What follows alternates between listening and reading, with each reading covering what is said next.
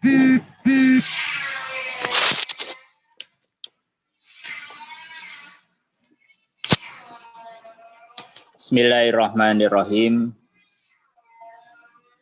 Assalamualaikum warahmatullahi wabarakatuh.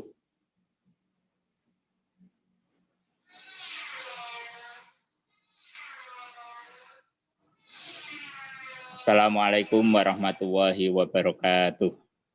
Waalaikumsalam warahmatullahi wabarakatuh. Baik. Alhamdulillah, alhamdulillahirabbil nahmaduhu wa nasta'inuhu wa nastaghfiruh wa na'udzu billahi min syururi anfusina wa min sayyiati a'malina may yahdihillahu fala mudhillalah wa may yudlil falan tajida lahu waliyyan mursyida.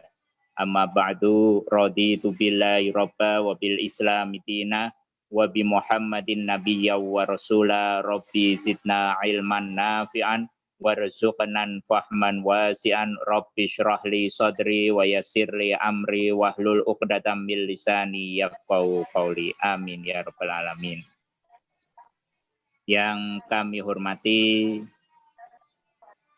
ini Mas Faza Fahrunnas SE MSc ya, selaku pengisi kajian webinar ke-8 pada sore hari ini 22 April 2021 bertepatan dengan 10 Ramadan 1442 Hijriah.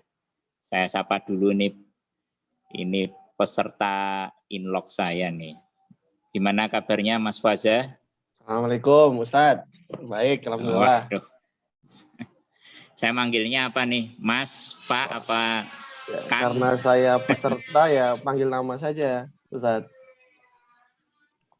Peserta inlog dulu ya di Pemalang. Suara ya. Saya terdengar jelas ya? Alhamdulillah. Ini suaranya Mas Faza kurang terdengar nih. Oh ya, sudah jelas? Iya. Saya kurang mendengar. Ya. Baik. Mas Faza Fahrunnas ini asli Cah Tegal ya. Sampai intra ya dulu ya. Oh ya. Sampai advance enggak? Enggak sampai advance, sampai intra. Oh. Iya. Yeah. Baik. Kemudian yang kami hormati dan kami muliakan para peserta kajian webinar pada sore hari ini dengan tema ekonomi Islam, ya, buah yang tak kunjung matang. Ya. Jadi berbicara dengan ekonomi Islam, maka kita akan napak tilas ya bahwa ekonomi Islam di Indonesia ini sejatinya sudah dimulai sejak tahun 90, ya, di mana kemudian pemerintah sangat dekat dengan umat Islam dan memperbolehkan bank syariah. Sejalan dengan itu, kemudian hingga saat ini kita mengenal istilah ekonomi Islam, dan bagi masyarakat secara umum, ekonomi Islam adalah perbankan Islam. Nah, nanti kita akan mengkupas bersama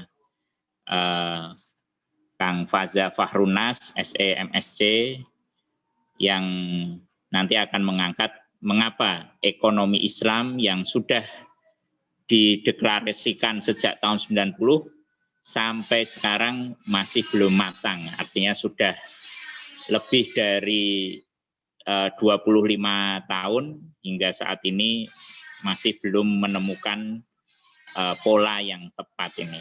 Apa yang salah dengan sistem ekonomi Islam dan bagaimanakah solusi yang terbaik dari ekonomi Islam? Kita akan membahasnya bersama Kang Faza Fahrunnas selama 45 menit. Ya. Kami persilahkan. Sebelumnya mari kita mulai kegiatan ini agar menjadi kegiatan yang penuh barokah dengan bacaan Al-Fatihah. A'udzu billahi minasyaitonir rajim. Bismillahirrahmanirrahim.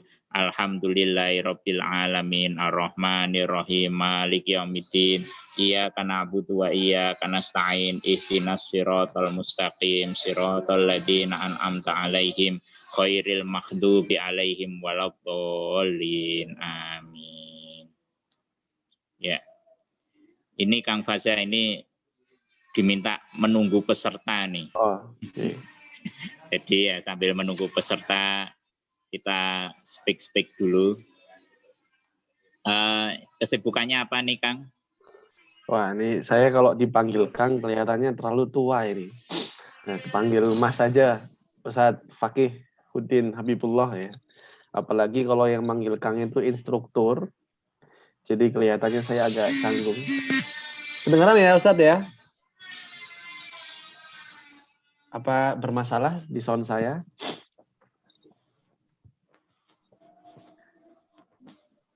Ustadz Fakihuddin, Kang Fakih. Suaranya gimana? Kurang jelas ya, Mas Aji? Putus-putus ya? Jelas, oke.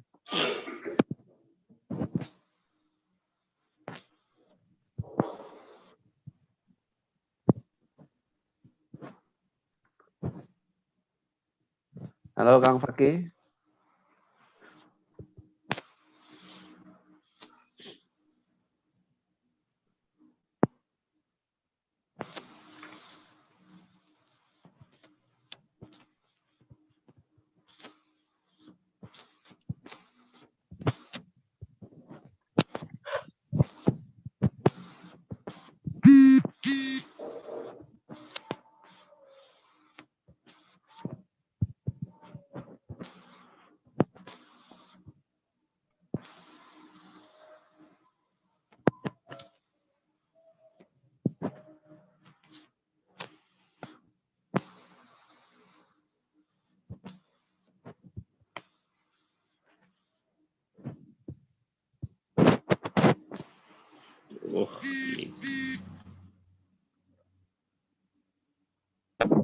Halo. Ini suaranya arah sumber kurang jelas. Suaraku jelas gak?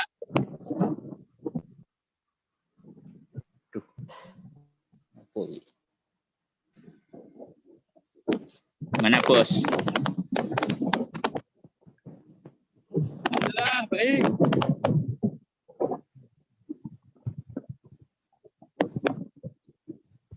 Bisa dilanjutkan atau nunggu peserta dulu?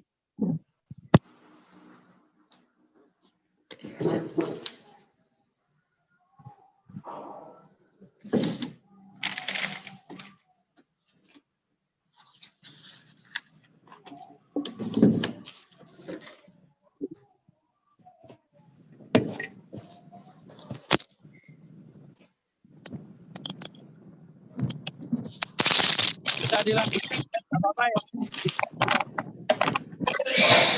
Soalnya ini juga siap ditutup juga. Kalau yang gila itu bisa apa, recordingnya. Kita siap blasting.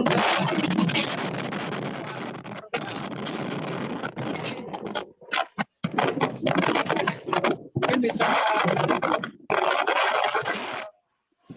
lanjutkan. Ini lagi di jalan.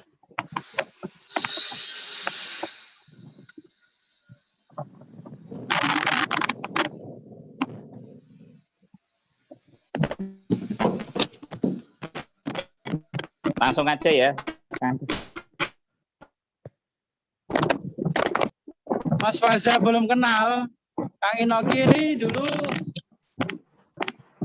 PI Jawa Tengah. Ya. Oh, ya. Sekarang tinggalnya di Cape Town. Beberapa waktu lalu jadi pembicara, salah satu pembicara mengenai sejarah Islam di Cape Town. Jadi pejuang-pejuang Indonesia yang menyebarkan Islam di sana. Mungkin Kang Inoki bisa memulai diskusi masalah ekonomi Islam.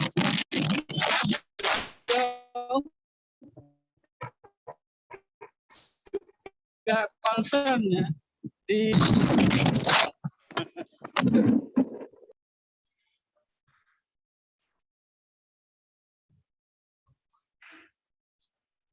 Umil, kebanyakan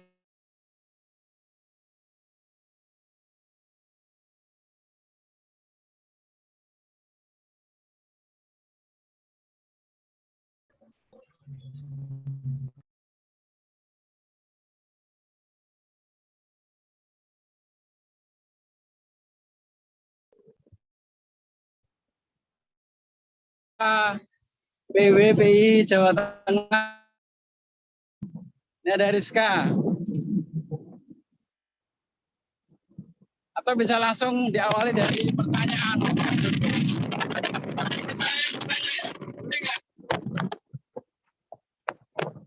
Beberapa waktu yang lalu, dikenalkan dulu narsumnya. Ustadz Fakih ini, kenalkan dulu narsumnya, Ustadz Fakih.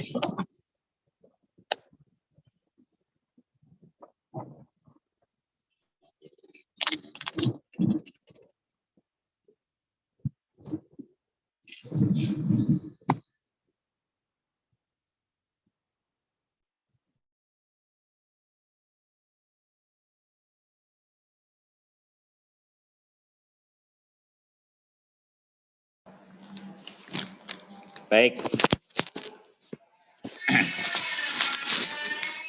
para pendengar dan kajian webinar ke-8, pada sore ini kita akan membahas tentang ekonomi Islam, buah yang tak kunjung matang, bersama dosen UII, yaitu Kang Faza Fahrunas, SE, MSc, Fin. Ya. Sebagai pengantar, saya ingin menyampaikan bahwa Kang Faza ini aktivis PII Jawa Tengah, ya, dari mulai komisariat dari Tegal sampai kemudian masuk ke pengurus wilayah. Jenjang trainingnya sampai intra, ya. Sempat menjadi peserta intra yang saya ikut di dalamnya. Kemudian kuliah di Jogja, terus beraktivitas di Jogja dan sampai menjadi dosen di UII. Baik, para pendengar di majelis kajian ke-8 ini, sebagai pengantar, saya ingin menyampaikan bahwa tantangan dunia saat ini adalah ekonomi.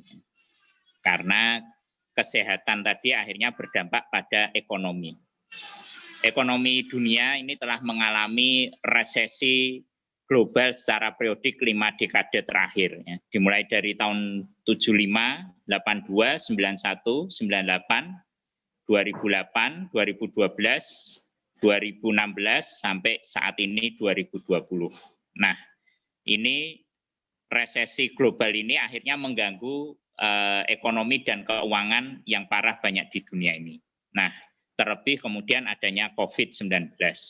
Nah, ekonomi Islam dengan hadir untuk kemudian mengatasi persoalan resesi global ini. Nah, ekonomi Islam yang hadir sejak tahun 90 ini diharapkan untuk bisa menjawab itu. Mungkinkah dan bagaimana solusi ekonomi Islam untuk menjawab sebagai solusi dari krisis ekonomi saat ini, ya nanti bersama Kang Faza Fahrunas sampai selama 45 menit kami persilahkan untuk menyampaikan materi yang akan kita bahas pada sore hari ini. Dan bagi para pemirsa bisa interaktif, bisa bertanya dan di chat maupun via YouTube maupun via Facebook untuk materi ini.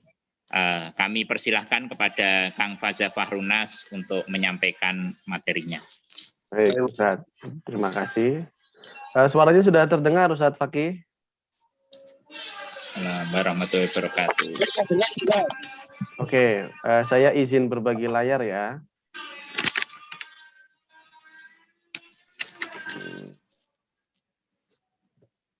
Baik, saya mohon izin berbagi layar sebentar.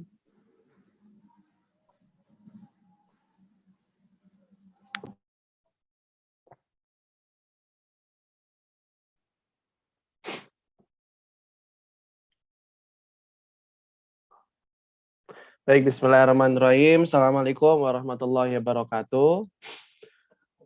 Rabbi shrah li sadri wa yassir li amri wahlul 'uqdatam min lisani yafqahu qawli.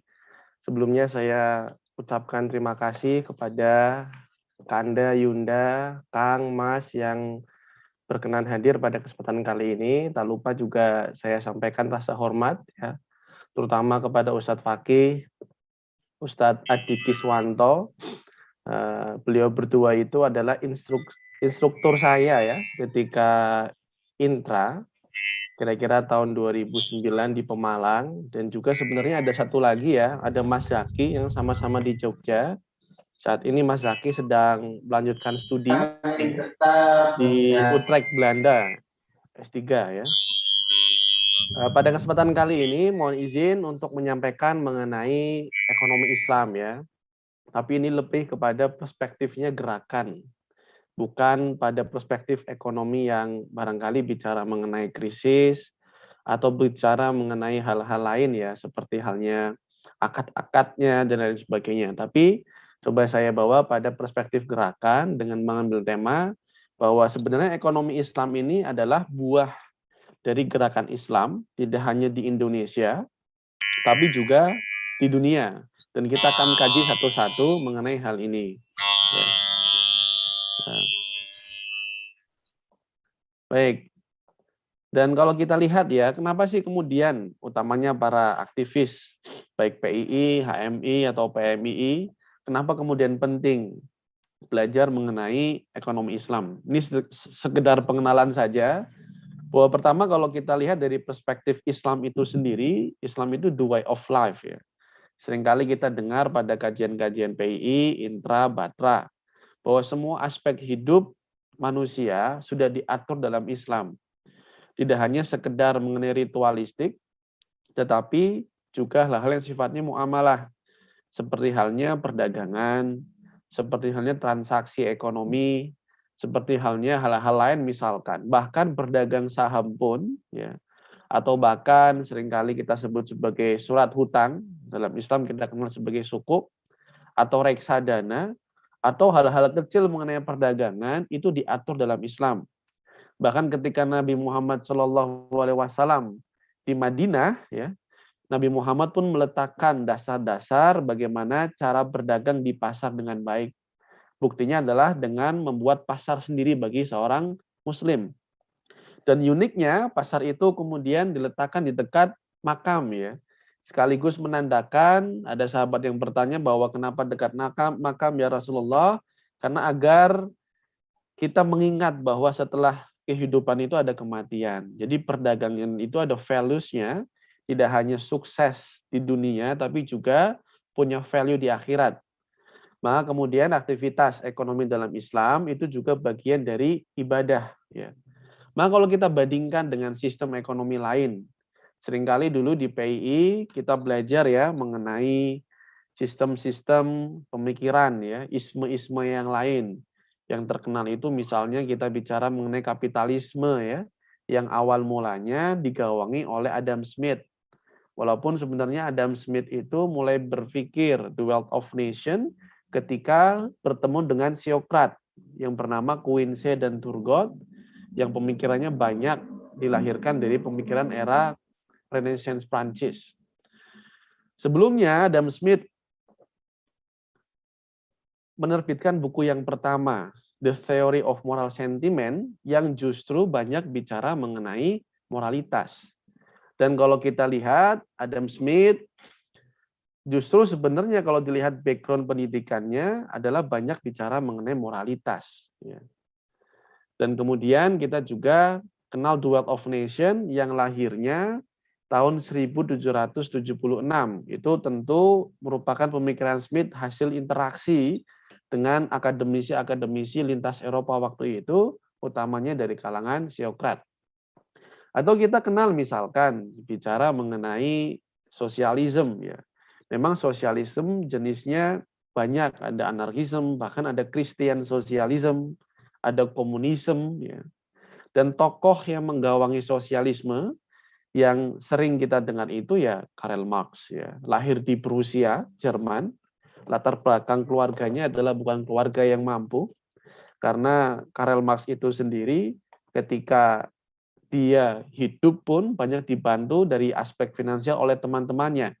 Ya, Friedrich Hegel kalau nggak keliru. Dan bahkan dalam teori Das Kapitalnya, Karl Marx hanya membuat satu buku, yang lain dibuat oleh temannya sendiri. Dan kalau kita lihat misalkan, perbedaan ekonomi syariah, ya, seringkali kita sebut ekonomi syariah di Indonesia. Tapi sebenarnya di luar negeri, di negara-negara Islam yang lainnya, kita sebut sebagai ekonomi Islam. Kalau kita bandingkan dari sumber pengetahuan, maka perbandingan sudah jelas. Bahwa ekonomi Islam, sumber pengetahuannya itu adalah Al-Quran, Al-Hadis, ya. Ada Qiyas, ada Ijma, dan lain-lain yang kemudian juga banyak digunakan dalam fatwa-fatwa di mazhab-mazhab Syafi'i, Maliki, dan lain sebagainya. Sedangkan kalau kita lihat, dari sumber pengetahuan dari kapitalis, kemudian sosialis itu murni dari pikiran manusia. Maka tentu seringkali ada revisi-revisi yang kemudian dilakukan. Bahkan tulisan Adam Smith itu sendiri pun kemudian banyak direvisi oleh murid-muridnya sendiri, seperti Keynes, ya, seperti Alfred Marshall, dan lain sebagainya. Dan kemudian kalau kita lihat ya, bahwa kekurangan teori-teori isme-isme yang lain adalah pada prototipe, bahwa pemikirnya sendiri kemudian tidak bisa melaksanakan apa yang ditulisnya. Dan yang kedua adalah dari intention. Maka murni dalam setiap aktivitas ekonomi syariah itu, intention yang kemudian coba dikedepankan itu adalah bahwa untuk beribadah kepada Allah Subhanahu wa taala. Maka apapun yang dilakukan, misalkan bekerja ataupun berusaha ataupun berwirausaha ataupun lain sebagainya, murni intensinya itu adalah menjadi Abdullah sebagai ladang ibadah. Maka sebenarnya tidak ada soal dalam Islam, dalam ekonomi syariah, bahwa berapapun gajinya, setinggi apapun keuntungannya, atau barangkali rugi dalam aktivitas ekonomi yang dilakukan ketika berwirausaha, nilainya sesungguhnya di sisi Allah itu sama. Bahwa itu dihitung sebagai ibadah. Ya. Tentu beda dengan sistem ekonomi yang lain, seperti halnya kalau kita lihat ya, kita bandingkan dengan kapitalisme yang murni maximization of profit, di mana manusia kemudian diibaratkan sebagai seseorang yang punya interest pribadi gitu ya, atau kita sebut sebagai greed, punya keserakahan yang sangat tinggi, sehingga motivasi utamanya adalah memperoleh keuntungan. Dan teori-teori mengenai sosialisme dan kemudian kapitalisme itu tidak lepas dan berkembang hari ini yang diawali dari asumsinya mengenai apa itu manusia. Nah, asumsi yang berbeda antara Islam dan ekonomi-ekonomi yang lain, sistem yang lain melahirkan cara pandang yang berbeda. Atau seringkali kita istilahkan bahwa ekonomi Islam ini punya Islamic worldview. Bagaimana memandang dunia dari perspektif spiritualisme. Dan tentu karena sumber pengetahuan yang berbeda, intention yang berbeda, dan lahirlah prinsip-prinsip yang berbeda. Di mana Islam tidak hanya sekedar, atau ekonomi syariah tidak hanya sekedar bicara mengenai growth atau pertumbuhan ekonomi, tapi juga bicara mengenai perspektif maslahat, ya. Perspektif mengenai bagaimana ada pemerataan, bagaimana kemudian setiap orang mendapatkan hak-haknya. Maka dalam Islam tidak hanya bicara mengenai bagaimana cara mendapatkan keuntungan setinggi-tingginya. Maka dalam Islam kemudian diatur dalam akad-akad syariahnya bagaimana bertransaksi juga secara halal dan kemudian juga thayyib. Nah, ini adalah salah satu bangunan ya, atau barangkali perkembangan keilmuan mengenai perkembangan ekonomi syariah, bahwa ini bangunan ekonomi Islam. Ya. Pertama, fondasi itu tentu dari syariah itu sendiri, ya. Di mana ada akidah, ya. Yaitu bentuknya adalah keyakinan kita sebagai seorang muslim, ketauhidan, ada fikih, ya. Maka fikih itu ada fikih ibadah, muamalah, munakahat, dan lain sebagainya, dan juga ada akhlak. Dan lebih tinggi dari pondasi itu ada 5 prinsipnya, yaitu ada ketauhidan, di mana yang kita lakukan dalam perspektif ekonomi syariah, lagi-lagi tujuannya adalah untuk mencari ridha Allah Subhanahu wa Ta'ala. Perspektifnya adalah ibadah. Yang kedua adalah khalifah, ya. Bagaimana kita bisa menjalankan peran kita di dunia dengan baik sesuai dengan ketentuan Al-Qur'an, dengan mengelola alam yang ada. Dan juga ada prinsip ukhuwah, bahwa ekonomi syariah itu dibangun dari perspektif ukhuwah. Maka ukhuwah ada tingkatannya. Ada yang ta'aruf, ya, ada yang tafahum, ada yang kemudian sampai kepada itsar, ya. Atau seringkali barangkali kita mendengar istilah takaful. Takaful itu adalah dalam ilmu ekonomi syariah modern seringkali kita sebut sebagai asuransi syariah. Kenapa asuransi syariah disebut takaful? Karena memang prinsip yang dibangun itu adalah saling menanggung. Di mana setiap dari peserta asuransi itu bukan membayar, tapi mendonasikan sejumlah uang untuk saling menanggung satu dengan yang lain. Ya. Kalau akadnya adalah membayar, maka akadnya adalah baik, yaitu perdagangan. Maka asuransi itu jadi haram yang konvensional ketika akadnya adalah perdagangan, bayarnya pasti, tapi dapatnya tidak pasti. Ada horor di situ, ada gambling.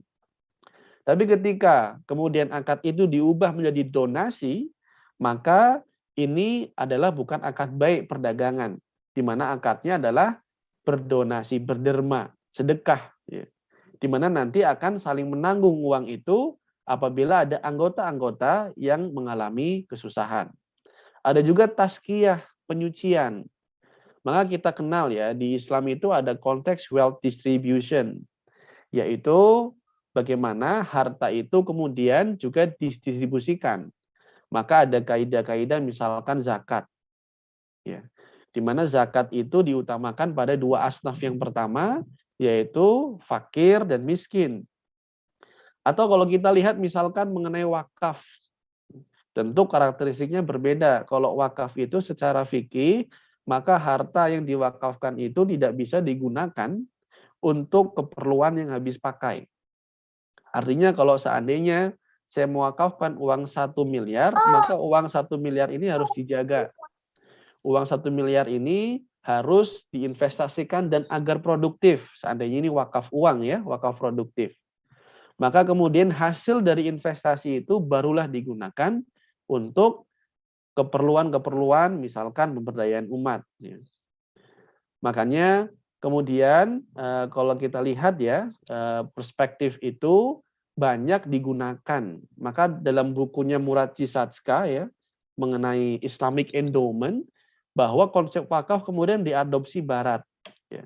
Kita lihat misalkan Oxford, ya, ataupun kampus-kampus lainnya, Oxbright, ya, Oxford dan Cambridge. Ya.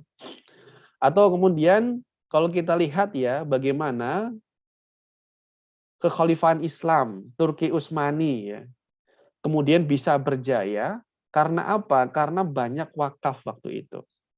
Dan hancurnya Turki Utsmani tidak lepas dari hancurnya ekonomi kekhalifahan Turki Utsmani karena waktu itu sudah mulai tersentuh dari institusi keuangan modern, hutangnya luar biasa banyak. Sehingga banyak aset-aset yang wakaf kemudian tergadai. Dan uniknya di Turki kalau kita lihat ya, bahwa wakaf itu justru banyak dilakukan oleh keluarga-keluarga kaya. Ya. Keluarga-keluarga kaya kemudian dia mewakafkan, kemudian donasi-donasi itu terkumpul dari aktivitas usaha korporasi yang dia miliki, dia investasikan, kemudian sebagian hasilnya diinvestasikan kembali, Sebagiannya kemudian diberikan untuk mendanai institusi pendidikan, memberikan beasiswa dan lain sebagainya. Sebagian lagi untuk aktivitas yang sifatnya konsumtif. Jadi kalau hartanya dikelola dengan baik, maka dana itu nggak akan habis. Makanya untuk jadi nazir wakaf sebenarnya tidak cukup oleh para orang-orang yang barangkali mengerti agama saja. Bahwa nazir wakaf itu harus seorang investment manager. Makanya kita harus memberikan pemahaman atau barangkali menyebarkan literasi bahwa wakaf-wakaf itu tidak hanya sekedar kuburan, ya, tidak hanya sekedar masjid. Bukan berarti kedua hal itu tidak penting ya, tapi aspek produktivitas, sustainability itu juga harus difikirkan. Makanya kalau sebuah gerakan Islam ini mau berkembang, wakafnya harus kuat. Maka kampus-kampus besar Islam misalkan di Indonesia, kalau kita cermati sama-sama, kalau dia merupakan kampus maju biasanya punya basis wakaf yang kuat, utamanya wakaf produktif. Misalkan kalau kita lihat kampus-kampus Muhammadiyah, ya, ada puluhan bahkan saya kira ratusan perguruan tinggi ya yang dimiliki Muhammadiyah berkembang dengan pesat karena wakafnya kuat. Atau misalkan di UII atau di Unisula, ya, atau beberapa negara di Turki ya, itu juga banyak. Misalkan di Koç University, itu wakafnya wakaf corporate dan wakaf dari hanya satu keluarga saja, tapi sustainable karena dikelola oleh manajer investasi. Atau di Malaysia kita kenal namanya G-Corp, Johor Corporation ya. Jadi Johor itu provinsi Malaysia yang di atasnya Singapura. Itu wakafnya juga luar biasa. Dia bangun rumah sakit, dia punya kendaraan investasi. Maka gedung-gedung wakaf itu gedungnya tingkatnya tinggi sekali, bisa 10 lantai atau bahkan lebih dari itu karena dikelola secara korporat. Nah, kemudian kita lihat pilar-pilarnya. Maka dalam ekonomi syariah, pilarnya juga isu-isu mengenai ownership, kepemilikan. Saya berikan contoh misalnya kepemilikan. Maka aspek pemahaman yang dibangun dalam ekonomi syariah bahwa harta itu jelas bukan milik manusia. Bahwa itu milik Allah, kita hanya dititipi saja. Dan Islam secara kepemilikan juga mengakui usaha individu, tetapi juga mengakui bahwa ada barang-barang publik yang memang harus diperoleh oleh semua orang. Contoh barang-barang publik itu ya air, listrik. Nah, setiap orang harus punya akses itu untuk menjamin hidupnya. Dan itu harus dikuasai oleh negara. Sedangkan usaha-usaha pribadi, misalkan kita bekerja gitu ya, atau kita kemudian mencari nafkah, maka ketika usaha kita banyak, bagus ya, maka Islam menghargai bahwa dia berhak mendapatkan gaji yang lebih tinggi. Maka seringkali kita dengar atau mendengarkan, mengetahui hadis bahwa bayarlah orang yang bekerja sebelum keringatnya kering. Atau misalkan kita lihat dari aspek keadilan sosial, maka ada zakat di situ. Dan zakat sekarang terus berkembang. Tidak hanya zakat mal, tapi sekarang juga sudah dikembangkan lewat istihad. Misalkan dari Syekh Yusuf Al-Qardawi mengenai zakat profesi, di mana penghasilan yang kita punya langsung dipotong 2,5%. Walaupun tentu ada perbedaan pendapat mengenai cara pemotongan ya. Dan juga sekarang yang sedang diliterasikan, di-sharing kepada masyarakat adalah mengenai zakat dari saham, zakat perusahaan, dan lain sebagainya. Belum lagi kita bicara mengenai sedekah, belum lagi kita bicara mengenai infak. Ya. Jadi keuangan sosial Islam ini tujuannya salah satunya adalah bagaimana menjamin kehidupan ekonomi umat. Ya. Dan kemudian dari 3 pilar itu diharapkan muncullah atau tujuan dari terciptalah maqasid syariah, yaitu bagaimana keadilan ekonomi itu bisa muncul dan kesejahteraan itu bisa tercapai. Atau seringkali kita sebut sebagai maslahah. Maka maslahah sebenarnya tidak hanya untuk orang muslim ya, tetapi untuk seluruh umat manusia. Kalau orang muslim kita sebut sebagai falah. Oke. Ini sebelum saya lanjut, Ustadz Fakih, ini ada pertanyaan mau di akhir saja atau di awal, Ustadz? Ini kelihatannya terkait dengan ini ya, institusi keuangan ya. Langsung dijawab, Mas. Atau Bisa saya langsung izin dijawab. di akhir ya Ustadz ya, karena biar lebih enak nanti di akhir ya. Kita bahas mengenai pergerakan dulu ya Ustadz. Baik, dari mana sih perkembangan ekonomi Islam dimulai? Ya? Tadi Ustadz Fakih sudah menyinggung bahwa tahun 90. Tapi benar nggak tahun 90 misalkan? Nah, ini sejarah pemikiran ekonomi, Ustadz. Dan Kanda Yunda sekalian, bahwa sebenarnya kalau kita tarik lebih awal, pelarangan mengenai bunga itu lahir sebelum Islam ada. Bahkan Plato dan Aristoteles itu mengatakan bahwa bunga itu bagian dari eksploitasi orang kaya terhadap orang miskin. Jadi pelarangan bunga itu sebenarnya common sense. Tidak hanya bicara mengenai agama Islam. Bahkan di Yahudi kita kenal namanya afak ribit. Ya. Mengenai aktivitas bunga yang dilarang. Dan kalau kita tarik lagi ke belakang misalkan, abad sebelum Masehi, bahwa ternyata beberapa literatur justru mengatakan orang-orang Yunani justru belajar awal mula dari Mesir.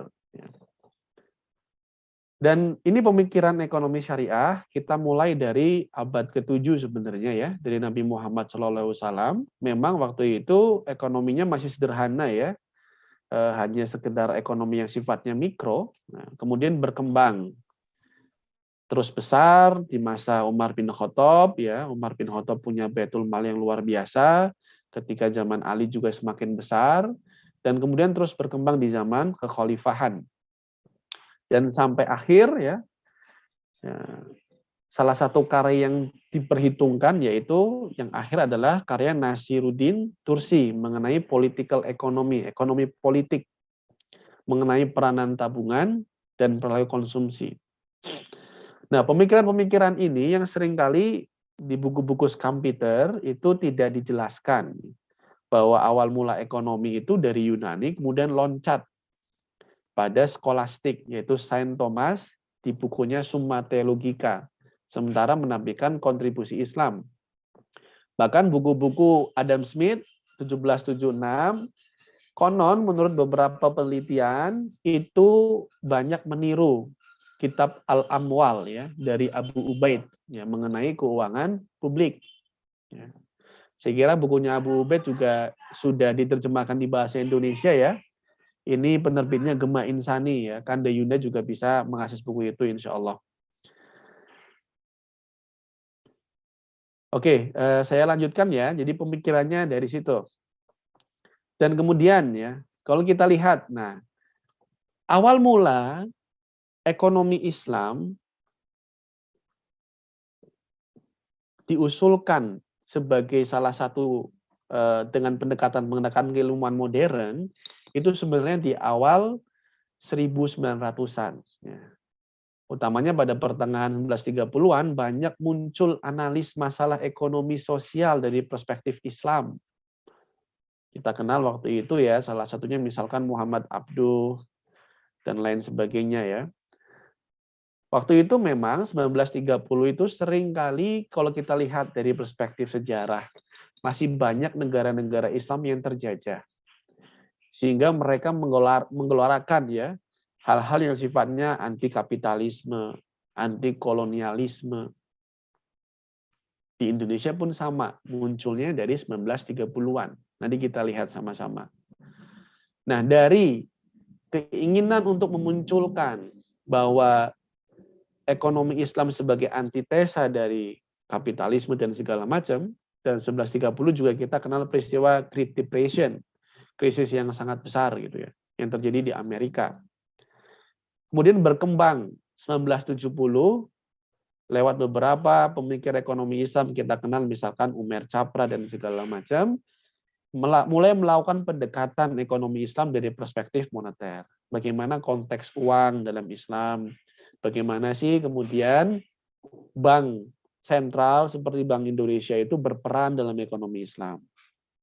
Dan kemudian terus bergulir ya, seperti kepakan kupu-kupu ya, bola salju yang terus besar, akhirnya kemudian berkembang di ranah praktis. mulai muncul 1970-an itu, setelah itu perbankan syariah, ada Islamic Development Bank. Ya, di Indonesia baru era tahun 1990-an. Ini secara umum fase pemikiran ekonomi Islam di dunia. Ya. Kalau kita lihat ya, sebenarnya kalau dikaji lebih detail lagi, bahwa bank syariah pertama muncul itu adalah Mid-Gomer Bank. Tetapi skalanya itu skala kecil. Ini letaknya di desa-desa di delta Sungai Nil di Mesir. Ya. Hanya skala mikro saja. Kemudian ketika ada sidang ya, Oki ya, di Pakistan 1970, Mesir mengusulkan mendirikan semacam bank dunia untuk negara-negara Islam. Karena banyak negara Islam yang tertinggal. Kita butuh lembaga keuangan yang bisa mengakselerasi aktivitas ekonomi negara-negara Islam. Dibahaslah lagi tahun 1973 di Libya. Dan kemudian baru final di Jeddah tahun 1975. Dan 1975 itu juga konferensi pertama ekonomi syariah di Jeddah dilakukan. Tujuannya apa sih kemudian di sini? Pertama, ingin mengatur transaksi antar negara Islam. Kita sering disebut sebagai IDB ya, Islamic Development Bank. Ada mengatur institusi pembangunan dan investasi, meluruskan masalah transfer clearing di aktivitas perdagangan internasional antar negara Islam, dan yang keempat ini juga yang paling penting, bagaimana bisa mengakselerasi pendirian institusi syariah di negara-negara Islam.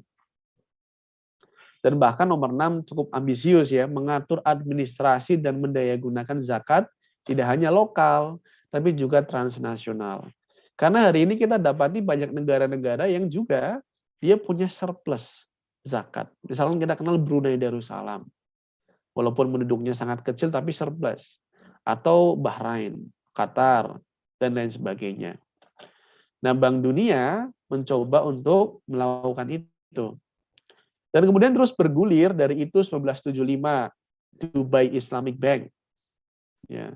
Dan kemudian Kuwait Finance House di Kuwait 1977 dan sekarang salah satu di antara dua bank ini bank syariah terbesar di dunia.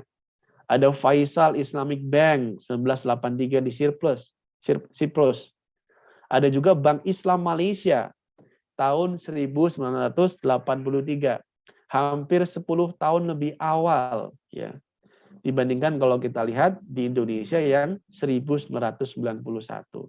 Dan sebenarnya Malaysia itu sudah jauh lebih maju dalam aspek pengelolaan keuangan Islam karena tahun 1963 mereka sudah punya tabung haji, mengelola dana haji. Kalau kita kan baru punya BPKH kira-kira sekitar periode 2000-an ya, 2010 ke atas. Mereka sudah mulai 1963 dan lahirnya Bank Islam Malaysia itu cikal bakalnya dari tabung haji. Dan kemudian 1983 ada Islamisasi perbankan di Iran. Tentu ini lahir buah dari pergerakan Islam di Iran melalui Imam Khomeini. Kalau tidak keliru mulai memuncak 1979. Dan di Iran sekarang semua perbankan itu Islam. Tidak ada bank konvensional. Jadi sistemnya sudah Islam. Dan 1985 baru ada Turki. Karena di Turki gesekan antara sekularisme dan Islam luar biasa kencang. Sehingga baru muncul 1985 dan kemudian Bank Islam di Pakistan 1985. Pakistan juga melakukan Islamisasi sistem keuangan di bawah Perdana Menteri Ziaul Haq. Nah, ini di Indonesia nih. Ini agak kecil-kecil ya. Di Indonesia gimana? Di Indonesia. Bahwa di Indonesia sebenarnya gerakan ekonomi syariah itu tidak dimulai tahun 91, tapi 1937 sebelum Indonesia merdeka. Lewat siapa? Kiai Haji Mas Mansur dalam rapat Muhammadiyah sudah lantang mengatakan bunga itu haram. Dan kita harus punya institusi yang sesuai dengan kaidah syariah lewat gerakan Muhammadiyah. Meskipun kita lihat waktu itu tokoh-tokoh nasional bahkan Muhammad Hatta sendiri masih mengizinkan bunga itu dilakukan lewat koperasi. Atau organisasi Islam lainnya masih permisif, mengatakan ya bunga oke-oke saja. Ini ya, jadi luar biasa waktu itu, 1937 sebelum Indonesia merdeka. 1973, ini loncatnya agak jauh. Ya. Mulailah muncul, kita kenal ya, tokoh pergerakan Ustadz Imaduddin Abdurrahman. Ya. Melakukan pendekatan-pendekatan institusional. Ide-idenya sudah muncul. Sehingga kemudian Ustadz Imaduddin ini membuat koperasi kesejahteraan mahasiswa, ini Kopma di ITB, menggunakan pendekatan koperasi. 1979. Kita lihat, Islam itu, ekonomi syariah di Indonesia, lahirnya dari grassroots, bukan pemerintah, tapi inisiasi gerakan-gerakan Islam. Dan Ustadz Imaduddin ini aktivis Islam yang saya kira namanya sudah tidak perlu diragukan kontribusinya. 1980, Ustadz Imaduddin ya, ini juga melakukan kajian-kajian yang sama. Sehingga kemudian 1983, ya ini baru ya, ini yang tercatat di jurnal-jurnal ya. Saya kira nanti insya Allah diskusi tentang ini bisa kita kaji, sebenarnya bisa lebih awal saya pikir ya. Bahwa Koperasi Jasa Teknosa dan Universitas Islam Bandung mengadakan seminar mengenai ekonomi syariah. Walaupun saya yakin sebelum 1983 ini sudah banyak seminar mengenai ini. Sehingga setelah seminar itu, 1983, Ustadz Imaduddin Abdurrahman dan kawan-kawan studi banding ke Malaysia. Karena mereka mendengar ada perbankan syariah yang lahir di sana. Dan sehingga 1984 muncullah konsep BMT pertama kali yang kita kenal. Gitu. Dan sekarang terus berkembang, yang asetnya sudah bertriliun-triliun, jumlahnya sudah ribuan, dan bola itu terus bergulir. Ya. Kita lihat misalkan 1990, ya. 1990 itu mulai fatwa Majelis Ulama Indonesia di Cisarua di Bogor lantang mengatakan bunga itu haram. MUI itu bukan organisasi pemerintah, dia NGO ya, non-government organization, walaupun saya kira beberapa pendanaannya sumbernya juga dari pemerintah. Dan 1991 baru muncul Bank Muamalat. Dan perlu diingat bahwa sebagian modalnya itu adalah iuran dari umat Islam di bawah rezim pemerintah Soeharto. Ketika Bank Muamalat muncul, undang-undangnya belum ada. Undang-undangnya baru ada Undang-Undang Nomor 7 Tahun 92 dan tidak ada kata-kata bank syariah di situ. Hanya mengatakan bahwa di Indonesia boleh mendirikan bank syariah yang, saya ulang ya, di Indonesia boleh mendirikan bank yang berbasis bagi hasil. Jadi tidak ada kata-kata syariah. Barulah tahun 1998. Hubungan Islam kan lagi mesra-mesranya ya dengan B.J. Habibie lewat IJMI dan segala macam. Ya. Ini kalau saya ringkas jadinya seperti ini. Ya. Ya. Dikenal istilah perbankan syariah. Tapi itu juga tidak detail. Hanya disebutkan ya sepintas, bukan sepintas ya. Sebagian aturannya mengatur itu. Bicara mengenai unit usaha syariah. Di mana ada kewajiban, kalau pengen punya bank syariah harus ada Dewan Penasihat Syariah. Siapa itu? Yaitu ulama yang ngerti syariah dan juga ulama yang dia paham mengenai keuangan. Dan Undang-Undang Nomor 21 Tahun 2008 barulah mengatur utuh mengenai perbankan syariah. Coba kita bayangkan sama-sama ya, gerakannya mulai 1937, lahir Bank Syariah pertama 1991, undang-undangnya yang mengatur utuh baru lahir tahun 2008. Ini kayaknya 2008 pas saya intra dengan Ustadz Fakih nih. Ya. Baru lahir 2008. Ya. Jadi tanda kutip seperti halnya agak yatim begitu ya, karena tidak ada payung hukum yang memayungi secara utuh. Selepas undang-undang ini lahir, barulah banyak bank-bank umum yang membuka bank syariah. Ya. muncullah Bank Mega Syariah, BCA pun sekarang sudah ada syariahnya, dan lain sebagainya. Ya. Ini isi undang-undangnya seperti ini, tapi saya jelaskan salah satu aspeknya, yaitu mengenai apa sih fungsi bank syariah di undang-undang itu. Fungsinya ada 4, ini yang menarik dan tidak dimiliki oleh bank konvensional. 2 yang pertama adalah pendekatannya ekonomi yang sifatnya profit ya. Pertama, mendukung aktivitas ekonomi Indonesia, perekonomian Indonesia. Yang kedua adalah bank syariah berfungsi untuk sebagai lembaga intermediari antara orang yang punya uang, kalau kita simpan uang, deposito, namanya kita surplus unit, punya uang, dan menyalurkan kepada orang yang butuh uang, yaitu orang yang butuh modal, orang yang butuh pembiayaan, dan segala macam. Dan yang ketiga, bank syariah bertugas untuk menghimpun zakat. Ini sesuai dengan amanah undang-undang. Dapat bertugas untuk menghimpun zakat. Dan yang keempat, bank syariah juga bisa menjadi nazir wakaf. Ya.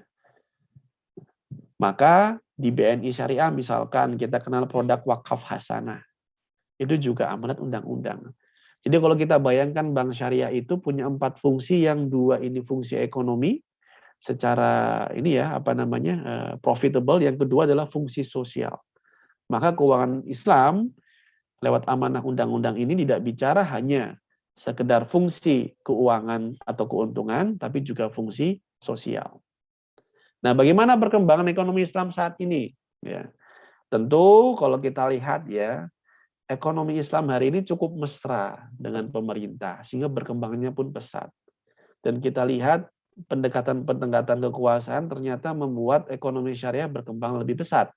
Contoh di Nusa Tenggara Barat ada islamisasi, bank BPD ya, Bank Pendapatan Daerah NTB jadi bank syariah. Di Aceh lewat konun yang baru, semua bank di Aceh harus syariah. Ini pendekatannya semua politik nih.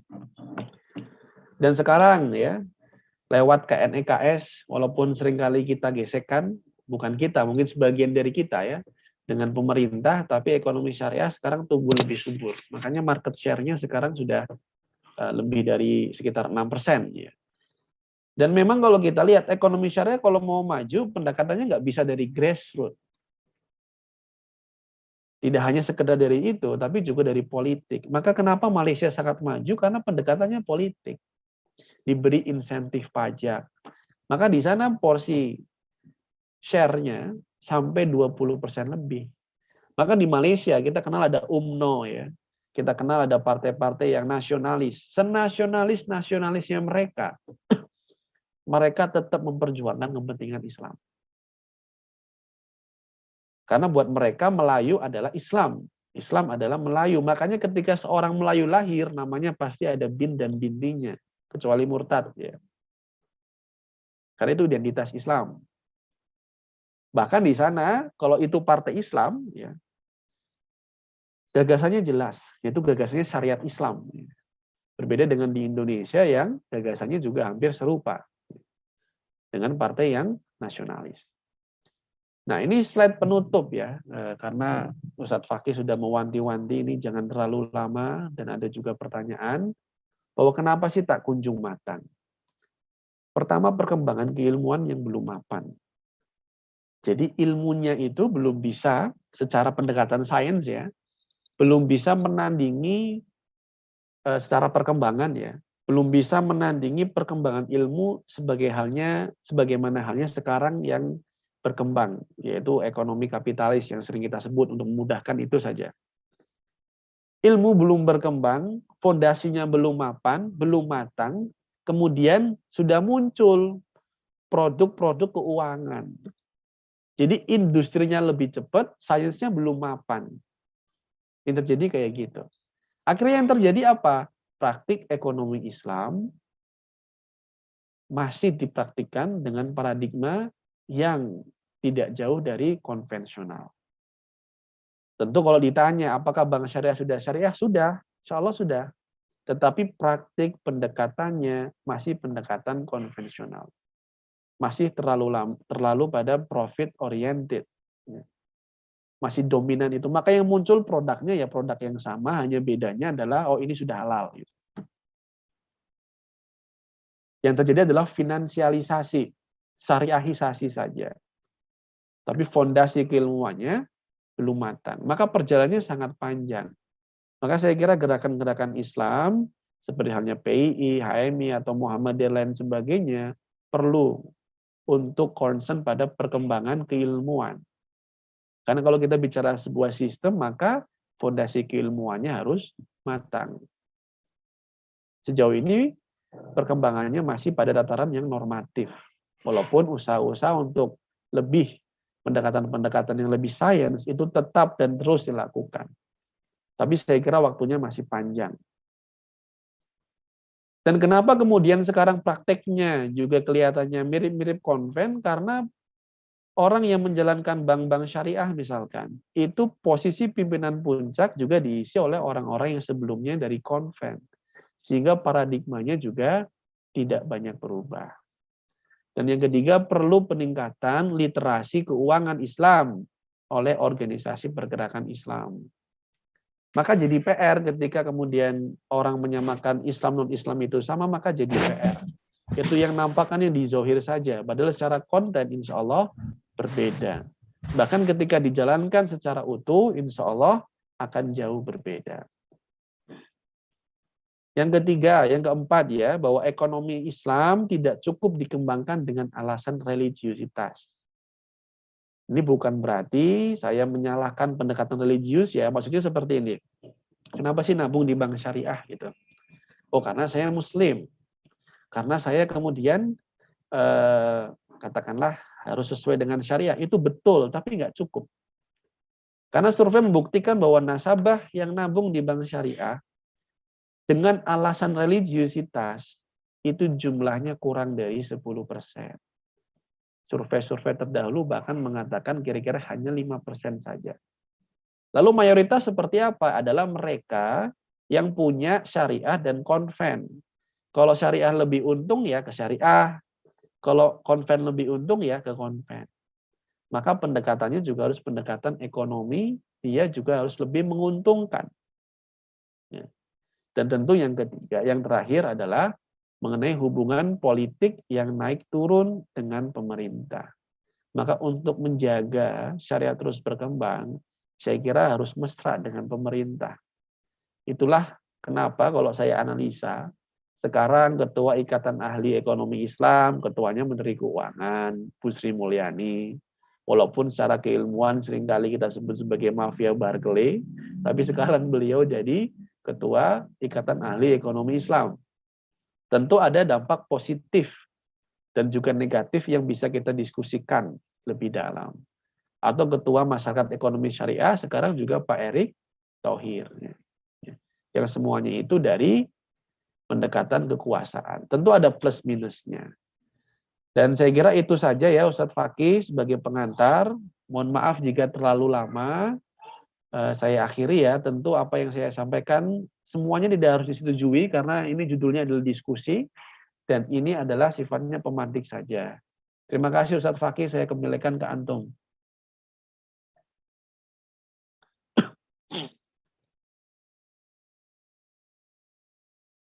Masih di mute Ustadz? Pakai masih di mute, pakai. Oke. Halo, Ustadz Fakih masih di mute. Masih di mute. Iya, kui. Halo. Baik, lupa. Terima kasih atas materi yang disampaikan Kang Faza. Sangat menarik dan sangat menginspirasi bahwa banyak di antara kita yang baru tahu bahwa perjuangan ekonomi Islam sudah dimulai sejak tahun 1937 dan perjuangan itu sudah melalui berbagai tahapan. Nah, namun hingga saat ini hasilnya seperti yang disampaikan oleh Kang Faza bahwa tak kunjung matang. Artinya kalau itu buah ya masih belum bisa dimakan ya. Dinikmati hasilnya itu masih belum bisa karena masih sebatas nama ternyata. Nah, banyak sekali pertanyaan yang masuk di momen kajian kali ini, ada 5 pertanyaan. Baik, ini langsung saya bacakan ya, dan nanti bisa mau langsung dijawab atau apa per termin? Tafadhol Ustaz, ngikut antum aja Ustaz. Oh iya, oke. Baik. Ini yang masuk tambah ada. Baik. Yang pertama pertanyaan dari Kang Mufid ya. Apakah prinsip-prinsip dalam BPJS itu bisa disebut takaful? Kemudian dari Yunda Endang, bagaimana dengan pegadaian dan penjelasannya menurut ekonomi Islam? Kemudian yang ketiga dari Kanda Haidir ini, apakah ada wadah atau komunitas ekonomi syariah yang bisa mengembangkan secara real untuk ekonomi umat ini? Dan yang terakhir, apakah benar riba itu sihir? Jika ya, seperti apa kerjanya? Ya, baik, itu beberapa pertanyaan yang sudah masuk ke chat dalam forum ini. Silahkan Kang Faza bisa menjawab. Kami persilahkan. Ya, terima kasih Ustadz Fakihuddin Habibullah ya, terkait dengan pertanyaan tadi. Pertama terkait BPJS ya. Sebenarnya kalau secara konsep keilmuan BPJS itu lebih kepada bukan asuransi, tapi lebih kepada saling tanggung antar warga negara untuk bisa menanggung satu dengan yang lain. Secara keilmuan ini ya, kesejahteraan sosial. Tetapi secara prinsip pelaksanaannya memang ini sama dengan asuransi. Di mana ketika kita membayar iuran itu akadnya adalah akad premi, membayar. Sementara dalam Islam itu ada kaidah, kalau kita ingin membeli sesuatu, bayarnya harus pasti. Yang kedua itu dapatnya juga harus pasti. Makanya disebut sebagai antar diminkum ya, saling suka sama suka. Lah konteks suka ini adalah mengetahui apa yang didapat dan berapa yang dibayarkan. Sementara asuransi secara umum ya, tidak hanya BPJS yang konvensional juga, kita membayar premi, tetapi kemudian kita tidak tahu seberapa besar yang kita bayarkan. Seberapa besar yang kita dapatkan maksudnya. Itu juga sama dengan BPJS. Maka sempat difatwakan, kalau tidak keliru waktu itu pertemuan MUI-nya tuh ada di Tegal ya, sekitar daerah Guci begitu, mengatakan bahwa BPJS itu haram. Sempat difatwakan. Tapi kemudian Majelis Ulama Indonesia itu merevisi hal tersebut. Bahwa BPJS dipandang halal. Pertama, karena aspek kedaruriatan. Di mana hari ini tidak ada alternatif lain selain BPJS yang berkaitan dengan proteksi kesehatan atau ketenaga kerjaan yang bisa dinikmati oleh seluruh warga negara. Sehingga dengan aspek kedaruratan itu dipandang maslahahnya lebih besar dibandingkan mudorotnya, dengan catatan pemerintah juga mengupayakan untuk mendirikan BPJS sesuai dengan kaidah-kaidah syariah. Nah, maka pandangan ini adalah pandangan Majelis Ulama Indonesia. Dan dalam aktivitas keuangan Islam di Indonesia, pendapat yang diacu itu adalah pendapat Majelis Ulama Indonesia. Maka ketika ada produk perbankan tertentu yang ingin dikeluarkan, maka harus merujuk semuanya pada pendapat Majelis Ulama Indonesia. Tentu barangkali ada ulama-ulama lain yang berpandangan bahwa oh ini haram, ini tidak boleh. maka silakan saja seandainya itu menjadi sikap yang ingin diambil. Maka tentu kita harus bedakan antara hukum dan sikap hukum ya. Kalau kita bicara hukum ya tadi, ada yang mengatakan halal, ada yang mengatakan haram, itu hukum. Tapi sikap hukum mana yang ingin diambil, mau mengharamkan silakan, itu sikap hukum. Ya. Atau mau menghalalkan juga silakan. Yang penting dasarnya itu adalah seperti yang saya sampaikan tadi. Dan yang kedua terkait dengan pegadaian ya. Pegadaian itu sebenarnya akadnya adalah pinjaman, akad syariah. Ya. Atau kita sebut sebagai rohen, gadai. Di mana ketika kita meminjam kepada pegadaian, ada barang yang dijaminkan. Ini juga sebenarnya prinsipnya sama. Kalau misalkan kita buka ya di Al-Quran surat Al-Baqarah 282. Itu surat paling panjang di Al-Quran, satu halaman ya, satu lembar ya, full. Tentang apa itu? Bicara tentang hutang. Bahwa ketika misalkan kita menghutangi seseorang, kalau mau butuh apa yang kita sebut sebagai jaminan sah-sah saja. Di pegadaian juga sama. Ketika kita menggadaikan barang, sebenarnya kita dihutangi. Dan barang yang kita jadikan jaminan itu diletakkan di pegadaian. Dalam Islam itu ada prinsip namanya wadiyah, nitip. Di mana barang itu dimiliki oleh orang yang pinjam di pegadaian. Dan pegadaian itu boleh, atau tidak harus pegadaian ya, siapapun boleh mencharge.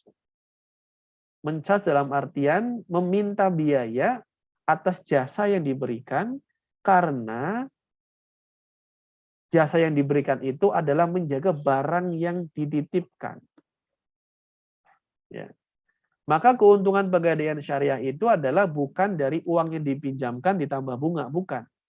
Tapi uang yang dipinjamkan dikembalikan sama dengan berapa yang dipinjam, tapi pegadaian syariah itu mendapatkan keuntungan dari jasa yang diberikan untuk menjaga barang yang menjadi jaminan. Seandainya digadaikan motor ya, maka tentu butuh space yang besar. Maka pegadaian syariah boleh meminta biaya atas biaya nitip itu sendiri, biaya pemeliharaan. Maka tentu berapa sih biaya yang dibayarkan kepada pegadaian atas barang yang dititipkan tidak bergantung pada jumlah uang yang dipinjam, tetapi pada biaya yang dikeluarkan untuk menjaga barang itu. Itu dalam prinsip syariah. Tapi kalau kita lihat dalam konvensional, uang yang kemudian dipinjam dari pegadaian itu akan dikenakan administration fee misalkan, atau bunga yang itu besarannya dalam bentuk prosentase dari seberapa besar sih uang yang dipinjam. Itu yang kemudian dikenal riba. Terus yang ketiga apa Ustadz Fakih? Kok saya lupa Ustadz. Mengenai apa nih Ustadz? Ustadz Fakih? Atau tadi yang saya ingat dulu ya, Kanda Yunda, mengenai riba itu sihir enggak ya? Wah ini pertanyaan menarik. Ya. Ada satu buku yang ditulis ya, judulnya kalau di Indonesia itu Satanic Finance, keuangan setan gitu. Atau kalau dalam konteks ekonomi politik ada judul yang ditulis namanya The Theft of Nation, perampokan negara. Jadi konsep uang dalam Islam itu seperti ini, bahwa uang itu harus merepresentasikan cara membuatnya atau ongkos membuatnya. Misalkan kalau kita lihat ya dinar dirham, dinar atau emas. Berapa sih harga emas itu? Harga emas itu adalah harga dari membuat emas itu sendiri gitu. Harga cara memperoleh emas itu sendiri.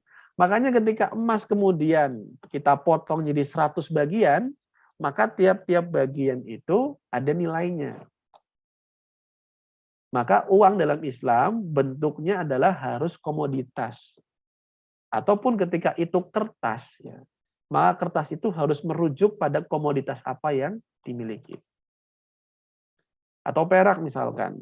Berapa harga perak? Ya perak itu sendiri. Maka di situ apa? Nilai real sama dengan nilai manfaat gitu. Itu uang. Maka kalau uangnya seperti ini, maka dia akan stabil. Karena sektor keuangan sama dengan sektor real. Ada nilai, ada barang. Kira-kira begitu. Itu konsep uang. Tetapi kalau kita lihat uang kertas, bahwa uang kertas ini dibuat, di-print tanpa ada nilai yang mendasari dari harga uang kertas itu sendiri. Makanya kalau saya bertanya kepada Kande dan Yunda misalkan, berapa sih nilai 100.000 itu dalam uang pecahan 100.000? Maka jawabannya tidak ada. Nilai 100.000 itu adalah nilai kepercayaan. Tetapi kalau kita fair, berapa nilai uang kertas 100.000 itu paling adalah kurang dari 1.000. Karena ongkos membuatnya tidak lebih dari 100.000 itu, paling 1.000. Ini yang kita sebut sebagai sihir. Bahwa kita disihir harus percaya bahwa uang kertas itu nilainya 100.000, padahal tidak ada dasar aset yang mendasari bahwa uang itu nilainya 100.000. Maka sihir itu kemudian terus berkembang dalam konteks ekonomi politik. Misalkan Amerika itu akan tetap menjadi negara yang besar karena Amerika itu tanda kutip telah menyihir dunia. Dengan apa? Dengan dolar. Karena transaksi internasional banyak menggunakan dolar. Amerika bebas ngeprint berapapun dan kita mengamini nilai itu. Sehingga kita kenal misalkan yang sekarang agresif itu ya Cina ya. Cina sekarang kalau transaksi internasional mereka maunya pakainya yuan, ya. Renminbi atau yuan. Maka dia ngutangin pakai yuan. Seperti halnya kasusnya di Sri Lanka. Sri Lanka itu dihutangi Cina banyak sekali untuk membuat pelabuhan yang besar. Ya. Dan saya kira Cina tahu bahwa Sri Lanka ketika dihutangi dengan jumlah yang besar, Cina tahu bahwa dia tidak akan bisa mengembalikan hutang itu. Akhirnya Sri Lanka pun kemudian secara ofisial mendeklarasikan bahwa dia tidak mampu membayar hutang Cina. Dan Cina kemudian oke, tidak apa-apa, tidak membayar, tetapi pelabuhan yang kemudian dibangun atas investasi kami akan kami gunakan selama 99 tahun. Maka coba Kanda Yunda bayangkan kalau pelabuhan dikuasai negara lain, selama 99 tahun ada barang masuk, tenaga kerja, dan segala macam. Dan ini juga yang banyak terjadi di Afrika. Bahkan beberapa waktu lalu terjadi di Maldives. Ya. Karena pembiayaan infrastruktur yang masif dibiayai oleh dana luar negeri dengan dalih investasi menggunakan mata uang yuan. Mereka tinggal ngeprint. Tapi kemudian negara lain tidak bisa bayar, maka ambil asetnya. Maka ini kita sebut sebagai the theft of nation, perampokan negara. Di mana mereka tinggal ngeprint, dikasih uangnya, dihutangi, kemudian nggak bisa bayar, ya udah ambil asetnya, semudah itu. Tetapi untuk melakukan seperti ini, sebagaimana Cina, sebagaimana Amerika, negara harus punya ekonomi yang kuat. Tentu kalau pakai rupiah ya banyak yang nggak mau karena mata uang rupiah sangat lemah. Gitu. Makanya negara-negara lain seperti Eropa, mereka membuat mata uang sendiri, euro, karena tidak mau diatur. Sebagaimana Inggris, yang super power di Eropa, dengan pusat keuangan di London nggak mau pakai euro, pakainya pound sterling. Kira-kira begitu, semoga bisa menjawab ya. Pertanyaan yang lain apa Ustadz Fakih? Mohon maaf jika kurang menjawab, boleh diberikan feedback.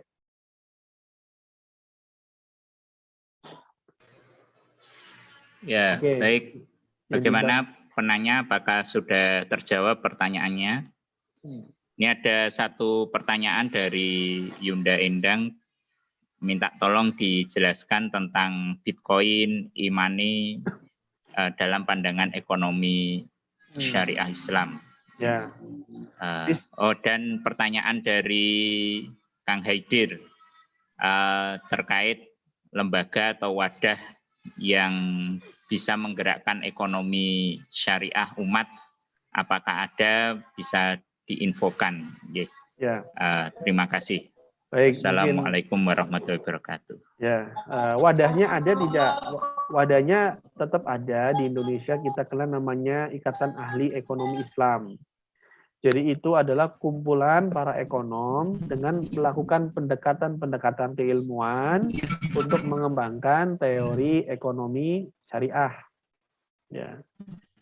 Jadi monggo silakan jika ingin bergabung juga bisa. Dan biasanya anggotanya siapa saja ya. Anggotanya biasanya dosen-dosen ekonomi syariah, ada ilmuwan-ilmuwan, periset-periset. Nah, kalau di dunia biasanya yang mengembangkan intens itu adalah IRTI, Islamic Research Training Institute. Itu di bawah IDB, Islamic Development Bank. Ya, Islamic Development Bank. Biasanya menyelenggarakan konferensi setiap tahun, begitu juga dengan IAEI. Dan saya kira akses mengenai pengetahuan ekonomi syariah itu sudah banyak bisa dilihat di jurnal-jurnal, buku-buku, dan lain sebagainya. Kalau di Jawa Tengah ya biasanya yang jadi motor itu ya Unisula ya. Rektornya dulu namanya, sekarang Pak Bejo ya. Pak Bejo itu dulu kuliah di IAIUM ya. Beliau juga salah satu ilmuwan ekonomi syariah yang disertasinya waktu dulu pernah dikaji di IAIUM sana mengenai konsep uang dalam Islam. Nah, mungkin lain waktu beliau bisa diundang bicara mengenai ini lebih dalam ya. Karena beliau sangat humble sekali. Dan kemudian terkait dengan Bitcoin ya. Nah, kita harus bedakan Bitcoin. Bitcoin itu gimana sih prosesnya? Nah, dalam sebuah negara mata uang itu harus dikeluarkan oleh otoritas yang terkait. Misal di Indonesia ada Bank Indonesia yang hanya boleh mengeluarkan uang. Begitu juga di Inggris namanya Bank of England. Di Amerika ada namanya The Fed. Ya. Bitcoin ini adalah mata uang yang tidak dikeluarkan oleh lembaga otoritas manapun. Makanya dia dibuat dengan kode-kode tertentu ya. Nah, makanya disebut sebagai mining, menambang uang di internet. Makanya disebut sebagai Bitcoin. Maka Bitcoin sendiri tidak ada pihak manapun yang bisa menjamin nilainya. Tidak ada pihak manapun yang bisa menjaga nilainya.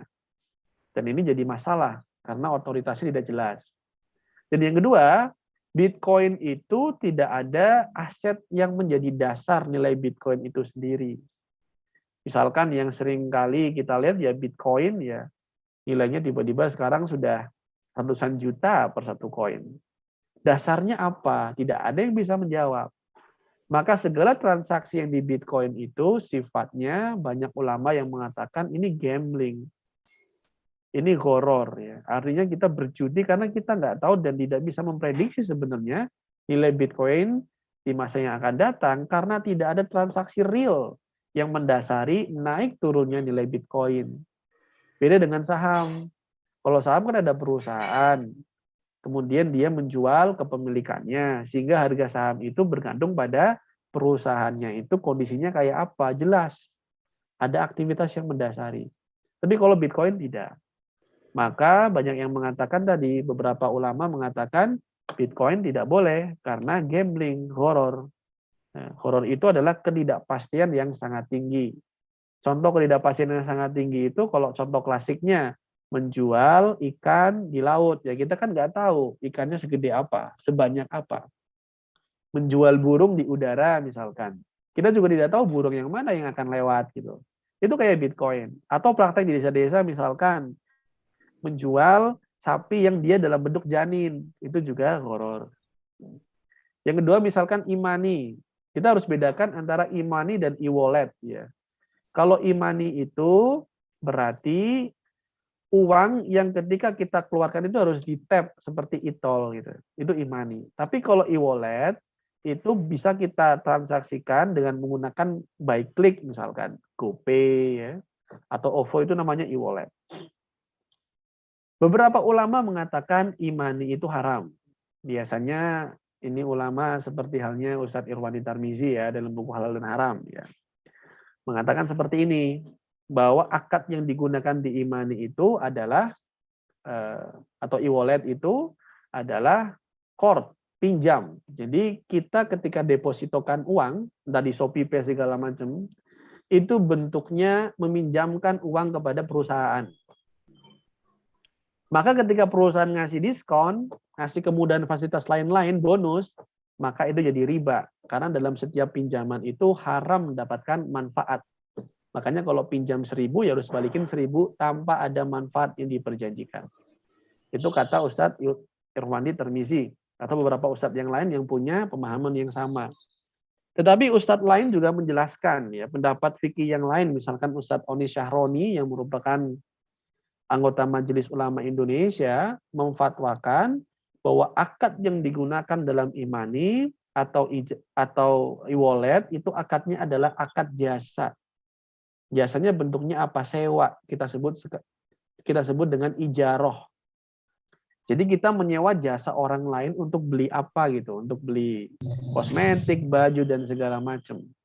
Jadi ketika kita menempatkan uang di GoPay, di ShopeePay, karena kita ingin membeli barang dan memanfaatkan aplikasi itu sebagai penyedia jasa. Sehingga ketika itu jasa, maka boleh-boleh saja ketika penyedia jasa memberikan diskon. Boleh-boleh saja misalkan ketika kita transaksi Gojek, kemudian diberi bonus, ya ongkir atau segala macam, atau di ShopeePay segala macam. Maka hukumnya menjadi halal. Nah, makanya tadi kita harus bedakan antara hukum dan sikap hukum, bahwa hukumnya ada dua. Yang satu mengharamkan dengan kaidah bahwa ini qard. Ya. Qard itu kalau pinjam ya harus balikin sama, nggak boleh dapat manfaat. Tapi yang satu mengatakan ini ijaroh. Ini adalah sewa karena ada jasa yang diberikan. Karena ketika kita mengisi imani, mengisi katakanlah GoPay segala macam, niatnya nggak ngutangin. Niatnya adalah memang untuk mendapatkan atau memperoleh jasa di aplikasi itu. Maka dikatakan boleh. Nah silakan nanti Kanda Yunda mau mengambil sikap hukum yang mana. Yang jelas dasarnya adalah kedua hal itu. Terus yang terakhir ya, dari koperasi ya. Nah, koperasi apakah lebih dekat dengan syariah ya? Selama di koperasi itu masih menggunakan perspektif bunga, walaupun penggunaan pembagian keuntungannya adalah bagi hasil, maka itu tidak sesuai dengan syariah. Karena larangan di bunga itu jelas ya. Kanda Yuda bisa lihat di surat Al-Baqarah 275. Di situ Allah mengatakan bahwa orang yang kemudian memakan bunga, bahkan kata Nabi, orang yang kemudian memakan, kemudian membayar bunga, atau bahkan mencatat atau menjadi saksi dari transaksi bunga itu sama saja. Seperti halnya ketika minuman keras yang meminum, berdagang, mengirimkan sama saja. Bahwa di situ dikatakan orang yang kemudian memakan riba itu ketika dibangkitkan dari kubur seperti halnya orang yang kerasukan setan. Orang yang tidak sadar dengan dirinya sendiri padahal di saat yang sama dia harus mempertanggungjawabkan perbuatannya di sisi Allah Subhanahu wa taala. Lalu bagaimana di dunia? Ada lanjutannya surah di bawahnya. Di ayat kalau tidak keliru ayat 279 atau 8. Dikatakan bahwa orang yang kemudian masih memakan bunga di dunia, bahwa dia tahu bunga itu haram, itu seperti halnya orang yang di dunia berperang dengan Nabi Muhammad SAW dan Allah Subhanahu wa Ta'ala. Maka ini peperangan yang tidak mungkin kita menangkan. Ya. Maka ini juga bagian dari saya kira gerakan Islam yang harus terus dibangun dengan membangun literasi itu. Walaupun pendekatan agama tidak cukup karena segmentasinya kecil, tetapi orang yang dekat dengan agama harus kita sasar juga.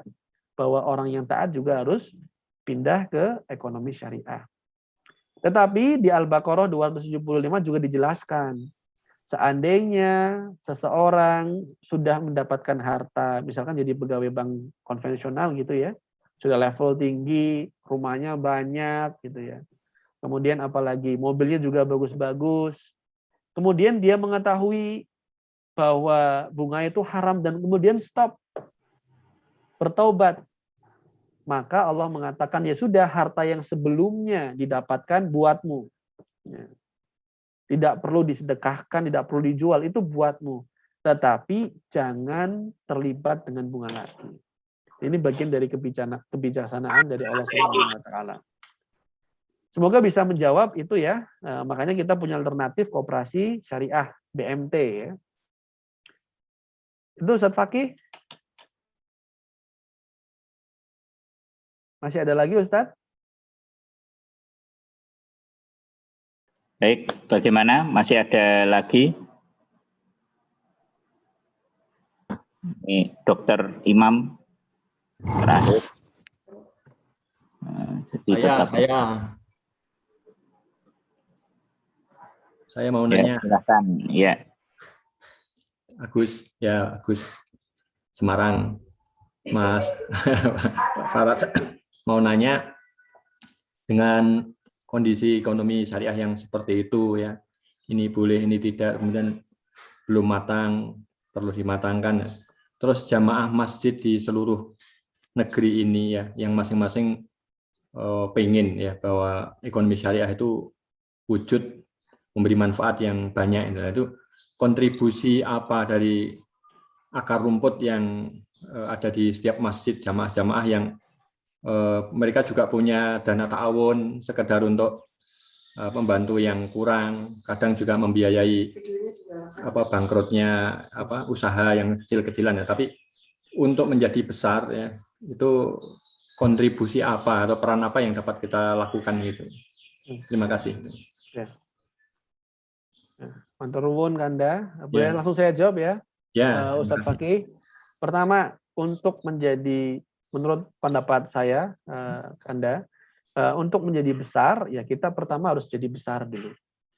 Masjid itu banyak. Kita punya sekarang kekuatan umat itu adalah dari aspek crowdfunding. Nah, kita lihat kitabisa.com, yang nyumbang paling berapa? 100.000 gitu ya, 1 juta kadang-kadang ada 50.000, tapi banyak. Begitu juga kalau masjid ingin besar, dia juga harus punya semangat ukhuwah yang sama untuk membesarkan masjid dimanapun berada. Maka seandainya dana-dana masjid itu dikumpulkan jadi satu, katakanlah dalam satu kecamatan saja, dan kemudian dikelola secara produktif, entah itu diinvestasikan di saham, reksadana, sukuk, tapi jangan ditabung. Kalau ditabung pasti rugi. Apalagi deposito itu pasti rugi. Kenapa rugi? Karena inflasinya bisa lebih tinggi daripada keuntungan dari deposito. Maka dana itu bisa jadi dana sosial yang besar. Maka yang harus dilakukan pertama itu hilangkan dulu egosentrisnya, bahwa dana masjid untuk masjid itu sendiri. Tapi dampak itu akan semakin besar ketika dana yang dikelola ini semakin besar. Tentu kalau menunggu besar akan lama, makanya harus bersama-sama. Maka seandainya misalkan masjid satu desa, ada 10 masjid, ya, kemudian terkumpul misalkan 100 juta dalam 1 tahun, diinvestasikan sukuk. Sukuk itu returnnya kira-kira bisa 7-9%. Dapat 9 juta misalkan. Itu bisa untuk dana sosial.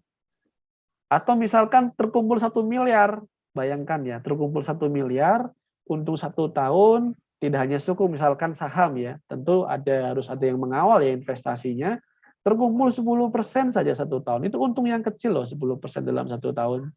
Ada berapa? 100 juta. 100 juta ini untuk dana sosial, untuk keseharian, aktivitas operasional masjid itu sudah lebih dari cukup saya kira. Apalagi kalau ada pembangunan-pembangunan, maka yang perlu digelorakan misalkan adalah wakaf uang. Di mana kalau akadnya wakaf uang, maka uang ini harus dijaga nilainya agar tidak habis untuk kebutuhan konsumtif, tapi harus diinvestasikan. Maka saya bayangkan seandainya masjid-masjid satu kecamatan dia punya kendaraan investasi, visi misi yang sama untuk mengelorakan dakwah Islam, memberdayakan ekonomi masyarakat, menghimpun dana sama-sama agar produktif gitu. Saya kira ini jadi kekuatan baru. Dan hari ini Ustadz atau Kanda Yunda, hal itu yang banyak diincar atau sedang diupayakan oleh lembaga-lembaga sekelas Bank Indonesia dengan banyak membidik ekonomi berbasis pesantren. karena dana pesantren lebih besar. Bahkan kalau kita cek Baitul Mal wa Tamwil, salah satu yang paling besar di Indonesia dengan dana lebih 1 triliun itu ada di mana? Ada di Pondok Pesantren Sidogiri, Jawa Timur. Makanya ini kalau kita kelola dengan produktif, dengan profesional, maka perlu. Maka sekarang untuk jadi takmir masjid tidak harus ustadz, ya. Malah seringkali kalau kebanyakan ustadz bisa berbahaya. Tapi harus banyak juga sebagian orang yang mengerti mengenai bagaimana cara mengelola uang. Orang yang jadi investment manager. Mudahnya kalau kita nggak punya pengetahuan investasi yang baik, ya sudah diinvestasikan di reksadana. Kenapa reksadana? Karena reksadana itu ada orang yang membantu kita. Kita tinggal pilih mau reksadana yang mana, yang resikonya kayak apa, yang returnnya seperti apa. Sehingga dana bisa terus berputar, produktif, dan terus bertambah. Dan produktivitas ini yang kemudian kalau kita lihat dari aspek sejarah, ini yang bisa membuat kekhalifahan berhasil berdiri dengan baik di Turki, atau bahkan di Johor, di Malaysia, atau kita lihat di praktik-praktik di Pakistan, yang Masya Allah, lewat aktivitas produktif ini bisa mendirikan sekolah gratis, beasiswa gratis, bahkan pemberdayaan ekonomi masyarakat. Jadi kalau dikelola dengan cara-cara korporasi, tidak hanya sekedar mikro-mikro saja, insya Allah saya yakin betul selama profesionalitas itu ada, kemudian ada transparansi dana yang baik, saya kira ini jadi peluang yang sangat besar. Tapi syaratnya tadi satu, bagaimana ukhuwah itu bisa muncul dan egosentrisme antar masjid itu bisa hilang. Itu Kanda semoga bisa menjawab pertanyaan. Terima kasih. Ya. Baik, terima kasih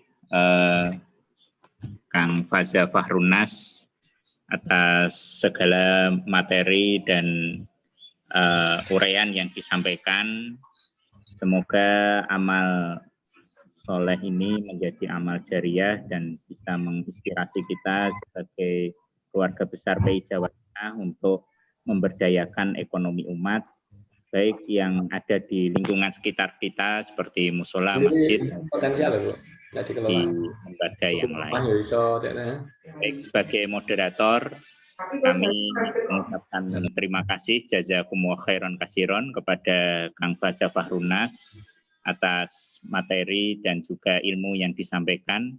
Semoga menjadi amal soleh Kang Faza. Dan dari kami menyampaikan terima kasih jazakumullah khairan katsiran kepada peserta webinar kali ini yang selama 1,5 jam untuk bisa mengikuti acara ini hingga selesai. Mari kita akhiri dengan doa bersama. Alhamdulillahirabbil alamin. Subhanakallahumma wa bihamdika asyhadu an la ilaha illa anta astaghfiruka wa atubu ilaik. Wallahul muwaffiq ila aqwamit thoriq. Billahi taufiq wa hidayah wa ridha wa inayah ila liqa ma'assalam wal faizah. Wassalamualaikum warahmatullahi wabarakatuh. Waalaikumsalam. Waalaikumsalam. Terima kasih Kanda Yunda. Pak Mirzak, coba kameranya. Kangen itu. Mohon izin pamit Kanda Yunda karena sudah mendekati maghrib. Oke, monggo. Terima kasih. Terima kasih sekali. Terima kasih. Pak Mirzak. Lihat videonya Mas Iskandar tuh rasanya pengen datang ke Kudus. Tapi mau dicegati katanya.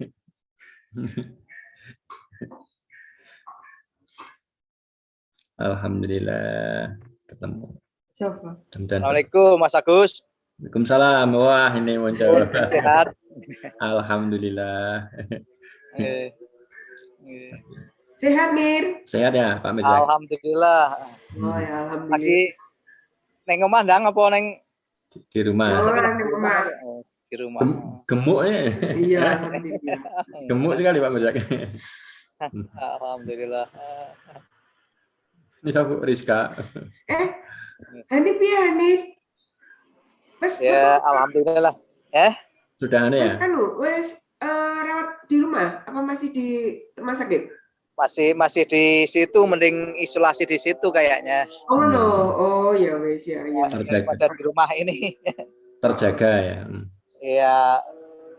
Kasihan nanti kalau rosetnya kurang sehat. Nah, benar benar. Malah kena semua nanti ya. Ya. Soalnya Iya. rosetnya enggak negatif kan, alhamdulillah gitu. Mbak Ani di rumah, Mas. Di rumah sakit. Masih belum balik. Halo. Dari Mas Malikus gimana, Mas Malikus? Isolasi mandiri di rumah. Malikus sudah di rumah ya. Mas Markus sudah di rumah kayaknya. Sudah di rumah. Mbak Hanif memang di rumah kan, Hanif kan? Hanif memang di rumah, Hanif kalau nggak salah kan? Dirawat, Der. Di rumah sakit. Hani. Dirawat, Der. Oh dirawat ya. Iya. Kalau di rumah nanti Lain. nggak bisa ngerawat. Mas Enggak, Malikus gimana, cuma- Mas Malikus? Cuman Mas istirahat Markus. aja, Her. Nah, Cuma Oh, istirahat gitu. aja. Ah. Biar tidak